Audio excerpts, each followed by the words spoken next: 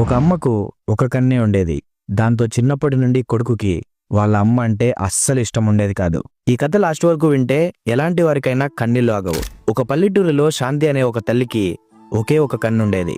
భర్త ఏళ్ల క్రితమే చనిపోవడంతో ఆమె కొడుకు ప్రకాష్ను అల్లారుముద్దుగా పెంచుతోంది.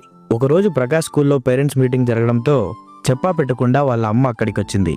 కానీ అక్కడ ఆ పసివాడి స్నేహితులు, ఏ ప్రకాష్, మీ అమ్మ రాక్షసిలా ఉంది, ఒంటి కన్ను అని ఎగతాళిగా నవ్వారు. ప్రకాష్ ఆ అవమానాన్ని తట్టుకోలేక ఏడుస్తూ ఇంటికి పారిపోయాడు. అప్పటి నుండి వాడికి వాళ్ళ అమ్మ అంటే అసహ్యం మొదలైంది. ఎందుకు వచ్చావు, నా పరువు తీశావు అని అరిచాడు.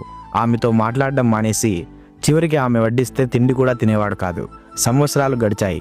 ప్రకాష్ వాళ్ళ అమ్మను వదిలేసి పట్టణంలో పెద్ద ఉద్యోగం సంపాదించి పెళ్లి చేసుకుని స్థిరపడ్డాడు. ఒకరోజు కొడుకును చూడాలన్న తపనతో ఆ తల్లి అతని అడ్రస్ పట్టుకుని తలుపు తట్టింది. ప్రకాష్ కూతురు తలుపు తీసి ఎవరు కావాలి అని అడిగింది. లోపల నుండి ప్రకాష్ వచ్చి ఒంటి కన్నుతో చిరిగిన చిరుతో ఉన్న ఆ తల్లిని చూసి, పాప లోపలికి వెళ్ళు, బిచ్చగాళ్ళు వచ్చారని ఆ పాప లోపలికి వెళ్ళగానే తల్లి దగ్గరికి వచ్చి, ఎందుకు వచ్చావు ఇక్కడికి, నా పరువు తీయడానికా, ఇది నీ కొడుకు ఇల్లు కాదు, మళ్ళీ ఇటువైపు కనిపిస్తే చంపేస్తాను వెళ్ళు అని ఆమె ముఖం మీదే తలుపు వేశాడు.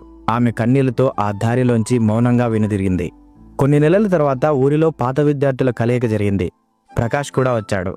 ఫంక్షన్ ముగిశాక భూమి పత్రాల కోసం ఆ పాత ఇంటికి వెళ్ళాడు. అక్కడ దుమ్ము పట్టిన నేల మీద కదల్లేని స్థితిలో చివరి శ్వాసలో ఉన్న ఆ తల్లిని చూసి, అమ్మ అనగానే కొడుకుని చూసి ఆమె ఎండిపోయిన కళ్ళల్లో నీళ్లు తిరిగాయి. నేను ఫంక్షన్కి రాలేదులేనన్నా, నన్ను చూసి నువ్వు మళ్ళీ నీ స్నేహితుల ముందు సిగ్గుపడతావని, నీ ఇంటికి కూడా ఇంకెప్పుడు రానులేనన్నా, భయపడుకు అని. ఈ నిజం నీకు ఎప్పటికీ చెప్పకూడదు అనుకున్నా, కానీ ఇప్పుడు చెప్పాలి అనిపిస్తుంది అంటూ ఒక నమ్మలేని నిజం చెప్పింది. చిన్నప్పుడు ఒక ప్రమాదంలో నువ్వు నీ కన్ను పోగొట్టుకున్నావు. ఇక నీకు ఆ కన్ను రాదని డాక్టర్లు చెప్పారు. నా బిడ్డ ఈ లోకాన్ని ఒక కన్నుతోనే చూడాలా అని తల్లడిల్లిపోయాను. అందుకే నా కంటిని నీకు ఇచ్చాను నాన్న అని ఆ మాటలు చెబుతూనే కొడుకు ముందే ఆ తల్లి కన్ను మూసింది. అమ్మ అంటూ ప్రకాష్ గుండెలు పగిలేలా అరిచాడు. ఆ క్షణం ఏ రూపాన్ని చూసైతే జీవితాంతం అసహించుకున్నాడో ఆ రూపమే తన రూపమని తెలిసి వాడు కుప్పకూలిపోయాడు. ఆమె పాదాలపై పడి నన్ను క్షమించమ్మా అని పిచ్చివాడిలా ఏడ్చాడు. కానీ క్షమించమని అడగడానికి కూడా ఆ తల్లి అక్కడ లేదు.